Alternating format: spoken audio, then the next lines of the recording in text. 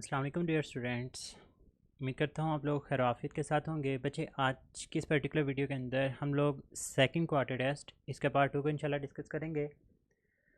बच्चे question number 19 है हमारे पास कि एक साल्ट को डिज़ोल्व किया गया वाटर के अंदर। It was found that ionic product is greater than the solubility product. It means that the बच्चे तीन रिलेशनशिप होते हैं। Number one, if ionic product is greater than solubility product then solution will be supersaturated. If ionic product is equal to solubility product, then solution will be saturated. If ionic product is less than solubility product, then solution will be unsaturated. तो बच्चे यहाँ पर जो scenario पूछा गया वो ये है कि आयोनिक प्रोडक्ट ग्रेटर है सोलेबिलिटी प्रोडक्ट से, तो यहाँ पे हमारे पास जो राइट ऑप्शन है वो बीटा आ जाएगा। क्वेश्चन नंबर 20 है कि for buffer solution of higher pH than 7। बच्चे आपने बेसिक बफर प्रोड्यूस करवाना है, and to produce the basic buffer you have to mix a weak base and salt of it with the strong acid. तो हमारे पास यहाँ पर जो right option है वो डेल्टा आ जाएगा। अगर आप लोगों ने एसिडिक बफर बनाना हो तो जो बफर बनाना हो उसको वीक लिया जाता है, लाइक वीक एसिड लिया जाएगा एंड साल्ट ऑफ इट, और उसी का साल्ट लेंगे, लेकिन वो साल्ट कैसे जनरेट किया जाएगा? With strong base. बच्चे नेक्स्ट क्वेश्चन की तरफ मूव करते हैं। 21 कहता है which of following will not change the concentration of ammonia at the equilibrium. बच्चे रिएक्शन हमारे पास होता है कि N2 + 3H2 ये मिलकर बनाएगा 2NH3, और इसकी डेल्टा H की वैल्यू होती है पर मोल के लिहाज से -46, ये 4 है 1 मोल। अब बच्चे आप लोग प्रेशर को बढ़ाएंगे। Bye increasing the pressure reaction will move in the direction that has the least number of moles, तो आपका रिएक्शन मूव कर जाएगा फॉरवर्ड डायरेक्शन में। Bye increasing the volume reaction will move in the direction that has the more number of moles. Volume बढ़ाने से reaction उस तरफ जाएगा जिस तरफ नंबर ऑफ मोल्स ज़्यादा हैं, तो बच्चे ये जाएगा रिवर्स में। एडिशन ऑफ कैटलिस्ट, बच्चे ये फॉरवर्ड और रिवर्स दोनों की स्पीड को बढ़ाता है, तो एट द सेम टाइम दोनों रिएक्शन प्रोसीड करते हैं, तो ओवरऑल कंसनट्रेशन ऑफ अमोनिया के ऊपर कोई इफेक्ट नहीं आएगा। यही राइट ऑप्शन है। वाइल डिक्रीज इन टेम्परेचर, अगर एक्सोथर्मिक रिएक्शन हो तो डियर फ्यूचर डॉक्टर्स याद रखिएगा कि जब भी एक्सोथर्मिक रिएक्शन हो तो टेम्परेचर को कम करने से रिएक्शन जो होता है वो फॉरवर्ड डायरेक्शन में मूव करता है, तो इट मीन इसमें भी अमोनिया की कंसनट्रेशन के ऊपर जब इफेक्ट आएगा, तो बच्चे यहाँ पर जो राइट ऑप्शन है फिर हमारे पास 4 लिया आ जाएगा। Question number 22 future doctors, oxidation state of carbon in carbon sub oxide is. बच्चे न्यूट्रल कंपाउंड है C3O2, sum of all the oxidation state will be equal to 0। अब आपने कार्बन की ऑक्सीडेशन स्टेट फाइंड आउट करनी है, तो 2 into oxidation state of carbon plus 3 carbon है तो यहाँ पर 3 आएगा हमारे पास जी, 3 plus 2 into oxidation state of oxygen is equal to 0। अब 3 इंटू ये आप लोगों ने फाइंड आउट करनी है plus 2 oxidation state of oxygen in all of its compound is generally -2, तो यहाँ पर 0 आ जाएगा। तो बच्चे 3x - 4 इज इक्वल टू 0 और 3x will be equal to 4 and x will be equal to 4/3, तो यहाँ पर जो राइट ऑप्शन है वो +4/3 आ जाएगा। Question number 23 cell potential depends upon, बच्चे टेम्परेचर लिया जाता है 25 डिग्री सेल्सियस या फिर 298 kelvin. Nature of electrolyte, it should be a strong electrolyte, वो वीक इलेक्ट्रोलाइट ना हो, वो नॉन इलेक्ट्रोलाइट ना हो, स्ट्रॉन्ग इलेक्ट्रोलाइट, ताकि उसके आयंस हैं वो बन सकें। Similarly concentration of ion should be 1 molar. तो बच्चे ये तमाम के तमाम फैक्टर्स जो है वो करते हैं रिप्रेजेंट, या फिर इसके ऊपर जो है वो सेल पोटेंशियल डिपेंड कर रहा होता है, तो हमारे पास यहाँ पर जो राइट ऑप्शन है वो डेल्टा बन जाएगा। क्वेश्चन नंबर 24 देखते हैं। आपको Fe+2 को Fe में कन्वर्ट होता हुआ दिखाया जा रहा है, +2 से 0 में जाना रिडक्शन हो रही है, मतलब आपको एक रिडक्शन पोटेंशियल गिवन है। इनफैक्ट सभी ऑप्शंस के अंदर रिडक्शन पोटेंशियल ही गिवन है क्योंकि ऑक्सीडेशन स्टेट की वैल्यूज़ डिक्रीज़ हो रही हैं। अब वो कहता है ये वाला किसको ऑक्सीडाइज कर सकते हैं। बच्चे याद रखिएगा कि अगर आपके पास 2 एलिमेंट्स हों तो जो अपर एलिमेंट होता है, अपर एलिमेंट वो एलिमेंट्स होते हैं जिनका रिडक्शन पोटेंशियल लो होता है, ये हमेशा ऑक्सीडाइज होते हैं, और जो लोअर एलिमेंट होता है मतलब जिसका रिडक्शन पोटेंशियल ज़्यादा होगा वो हमेशा क्या होगा, रिड्यूस होगा। अब वो आपको कह रहा है कि ये वाला एलिमेंट किसको ऑक्सीडाइज कर सकता है, मतलब इसकी खुद की रिडक्शन होगी, मतलब ये नीचे होगा। अब कोई ऐसा एलिमेंट ढूंढ लें जो कि इससे ऊपर मौजूद हो ताकि वो उसकी ऑक्सीडेशन करवा दे।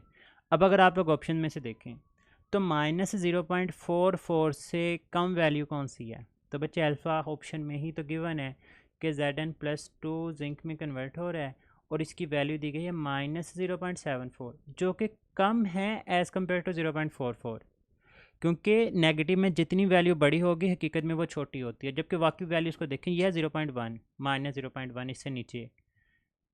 फिर है -0.40, वो यहाँ पर आएगी, ये थी 44, ये है 40, उसके बाद है +0.7, ये तो वैसे ही सबसे नीचे है। तो अगर मैं कहूँ कौन सबको रिड्यूस कर सकता है, तो बच्चे आप बोलेंगे ये जो Fe+3 है ये सबको रिड्यूस कर सकेगा। मैं कहूँ Pb+2 किसको रिड्यूस कर सकता है, तो बच्चे Pb+2 इन तीनों को रिड्यूस कर सकते हैं। मैं आपसे कहूँ Cd+2 किसको रिड्यूस कर सकता है, तो वो इन दोनों को रिड्यूस कर सकता है। मैं आपसे कहूँ Zn+2 किसको रिड्यूस कर सकेगा, तो Fe+2 को कर देगा। तो बच्चे यहाँ पर हमारे पास जो राइट ऑप्शन है वो क्या बनेगी, alpha will be your correct option. Next देखें जी, which is not a redox reaction. बच्चे ऐसा रिएक्शन जिसमें रिएक्टेंट्स और प्रोडक्ट्स की ऑक्सीडेशन स्टेट चेंज ना हो वो रिडॉक्स रिएक्शन नहीं होता। यहाँ पर देखें हाइड्रोजन भी ज़ीरो, ऑक्सीजन भी ज़ीरो फ्री स्टेट में है, जबकि यहाँ पर हाइड्रोजन +1 है, ऑक्सीजन -2 है। तो हाइड्रोजन का 0 से +1 में जाना ऑक्सीडेशन, ऑक्सीजन का 0 से -2 में जाना रिडक्शन, रिडॉक्स रिएक्शन है। MnO2 मैंगनीज +4, MnCl2 +2, +4 से +2 में जाना रिडक्शन हो गई। क्लोरीन -1, यहाँ पर क्लोरीन 0, -1 से 0 में जाना ऑक्सीडेशन स्टेट बढ़ी, ऑक्सीडेशन हो गई, ये भी रिडॉक्स रिएक्शन है। यहाँ पर आए Cu0, यहाँ पर कॉपर +2 है, तो 0 से +2 में जाना इसकी हो गई ऑक्सीडेशन। नाइट्रोजन +5, NO2 में नाइट्रोजन है +4, तो +5 से +4 में जाना रिडक्शन हो गई, ये भी रिडॉक्स रिएक्शन है। CaCO3 को चेक कर लें, Ca+2, कार्बन +4, एक ऑक्सीजन की -2, Ca+2 ऑक्सीजन -2, कार्बन की +4, ऑक्सीजन की यहाँ पर -2। तो बच्चे तमाम elements have the same oxidation state in reactants and product, तो इसमें ऑक्सीडेशन स्टेट की वैल्यू चेंज नहीं हो रही, तो हमारे पास यही राइट ऑप्शन होगा कि ये रिडॉक्स रिएक्शन नहीं है। क्वेश्चन नंबर 26 बहुत ही इंपॉर्टेंट, कहता है जी कॉपर सल्फेट सोल्यूशन को इलेक्ट्रिसिटी प्रोवाइड की गई, मतलब इलेक्ट्रोलिसिस करवानी, सोल्यूशन है कॉपर सल्फेट का और सोल्यूशन एक्वस ही होगा। तो बच्चे यहाँ पर देखें, एक आपके पास बनेगा Cu2 पॉजिटिव प्लस सल्फेट आइन और वाटर डिसोसिएट होकर बना देगा H positive plus OH negative. अब H पॉजिटिव और Cu2 पॉजिटिव में से Cu2 पॉजिटिव चूँकि इलेक्ट्रोकेमिकल सीरीज़ में हाइड्रोजन से नीचे है। बच्चे अगर इलेक्ट्रोकेमिकल सीरीज़ अच्छे से नहीं आती तो लाजमी तौर पे इलेक्ट्रोकेमिस्ट्री की जाके डिस्कशन सुने, मैंने बहुत डिटेल के साथ उसको एक्सप्लेन किया हुआ है, लाजमी तौर पे सुने उस चीज़ को। अब बच्चे H पॉजिटिव और Cu2 पॉजिटिव में से जो Cu2 पॉजिटिव होगा it will move towards the cathode and your product will be copper, और SO4 नेगेटिव और OH नेगेटिव में से OH negative will move toward anode and your product will be oxygen gas. अब बच्चे देखें, कहते हैं कि अल्फा ऑप्शन में H2 is deposited at the cathode, वो तो कॉपर हो रहा है, ये राइट ऑप्शन नहीं है। Colour of the solution become fade, बच्चे यही राइट ऑप्शन है, याद रखिएगा कॉपर सल्फेट सोल्यूशन का कलर होता है blue because of presence of Cu2 positive. लेकिन अगर Cu2 पॉजिटिव ना हो और वो कन्वर्ट हो जाए किसी ना किसी तरह से कॉपर के अंदर, तो उसका जो कलर होता है वो गायब हो जाता है। तो यहाँ पे भी Cu2 पॉजिटिव जो है वो कॉपर के अंदर कन्वर्ट हो रहा है, तो मीन टू से इसका जो कलर होगा वो फेड हो जाएगा। 40 ऑप्शन के अंदर कहता है कि copper is deposited at the anode, बच्चे कॉपर एनोड के ऊपर नहीं बल्कि कॉपर के कैथोड के ऊपर डिपॉजिट हो रहा है, तो इस वजह से यहाँ पर जो राइट ऑप्शन है वो हमारे पास बीटा आ जाएगा।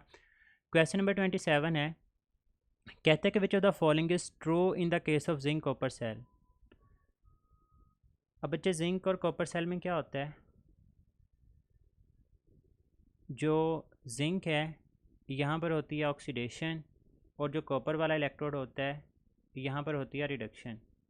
फ्लो ऑफ इलेक्ट्रॉन जिंक से जो है वो कॉपर की तरफ होती हैं। ऑप्शंस को देखें, कहते the flow of electron takes place from copper to zinc, गलत बात है। Reduction potential of copper is less, बच्चे अगर कॉपर का रिडक्शन पोटेंशियल कम होता तो मीन उसकी ऑक्सीडेशन होनी थी, लेकिन यहाँ पर तो कॉपर की रिडक्शन होती है, मीन टू से ये भी गलत है।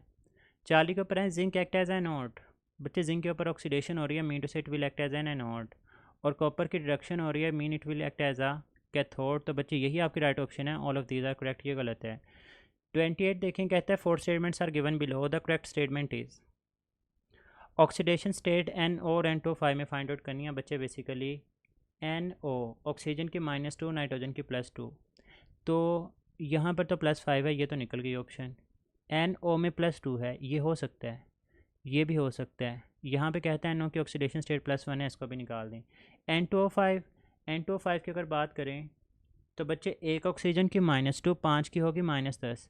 इसका मतलब दोनों नाइट्रोजन की +10 है और एक नाइट्रोजन की जो होगी वो यहाँ पर +5 होगी। तो बच्चे यहाँ पर +5 गिवन है, तो right option will be beta. Question number 29 कहता है जी रेट इक्वेशन गिवन है, if concentration units are mole per DMQ, what are the units of rate constant. अब बच्चे ए के लिहाज से फर्स्ट ऑर्डर, बी के लिहाज से फर्स्ट ऑर्डर, तो दोनों के 1+1 आपके पास जो ऑर्डर ऑफ रिएक्शन होगा वो होगा सेकेंड। अब कैसे आप लोग किसी भी ऑर्डर के लिए रेट कांस्टेंट का यूनिट निकाल सकते हैं, तो मोल पर DMQ 1 - n पर सेकेंड।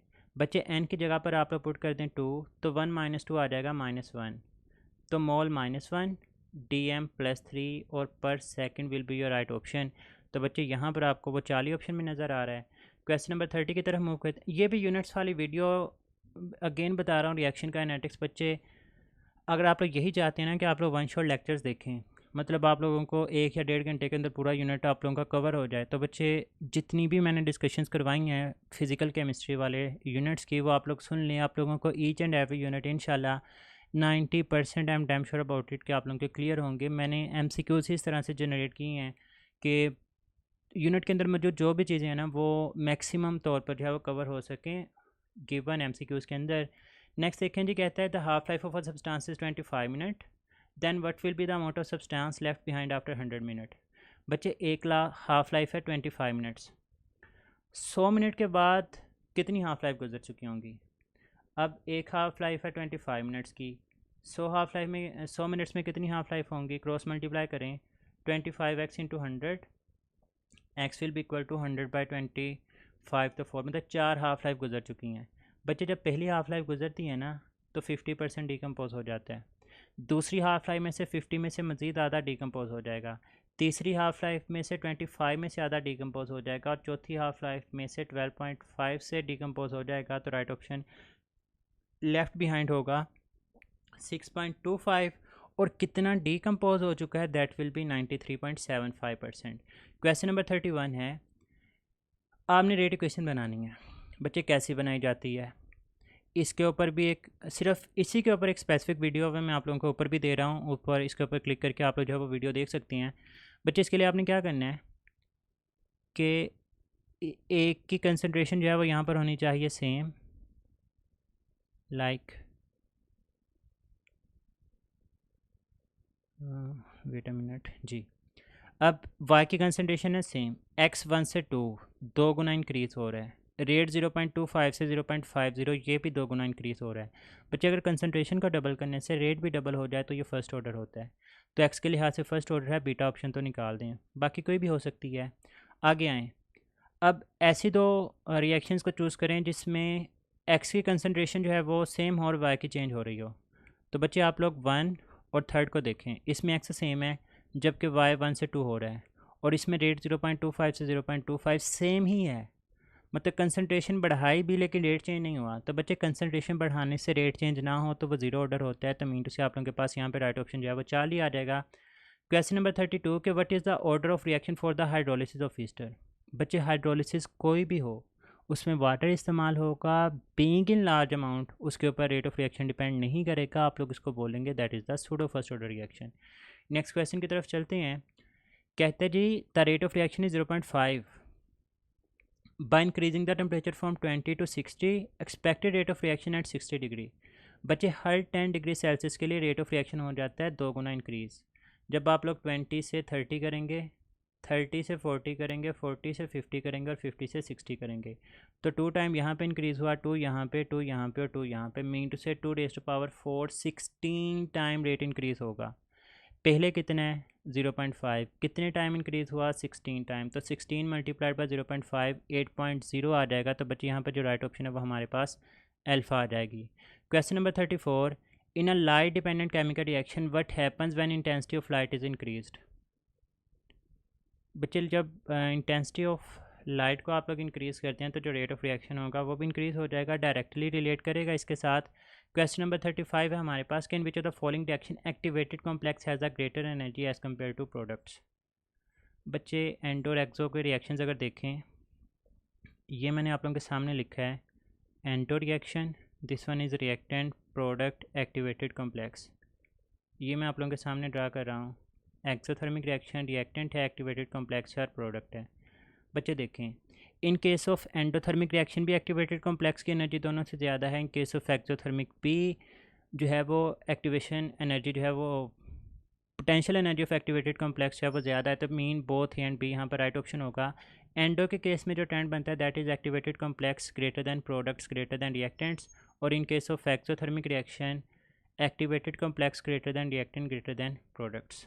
डियर स्टूडेंट्स, ये हमारा सेकंड क्वार्टर टेस्ट कंप्लीट हो चुका है और फर्स्ट ईयर कम्प्लीटली जो है वो आप लोगों की ख़त्म हो चुकी है। अब सेकंड ईयर का पार्ट जो है वो स्टार्ट होगा। बच्चे बी सिंसियर फॉर योरसेल्फ, कोशिश करें कि मरने से पहले अपने आप को खाली करके जाएं। मीन आप लोगों के पास जितना भी नॉलेज है वो डिलीवर करके जाएं, दूसरों को फ़ायदा पहुँचा के जाएँ। अपना बहुत सारा ख्याल रखिएगा, दुआ में याद रखना है। फ़ी अमानिल्लाह, अल्लाह हाफिज़।